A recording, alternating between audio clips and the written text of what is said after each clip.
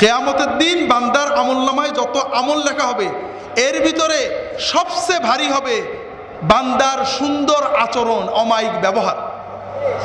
যার ব্যবহার সুন্দর, মানুষকে কষ্ট দেয় না, মানুষের কষ্ট সহ্য করে, ওই ব্যক্তি শুধু সুন্দর আচরণের কারণে, অমায়িক ব্যবহারের কারণে সারা রাত তাহাজ্জুদ পড়া এবং সারাদিন নফল রোজা রাখার মতো সওয়াব পেয়ে যাবে।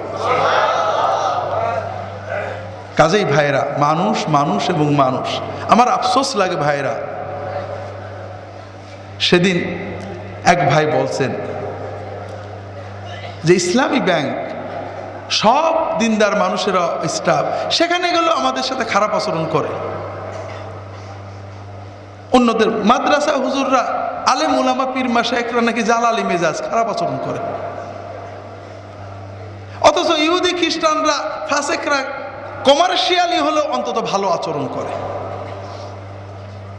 এটা কেমন কথা ভাইরা?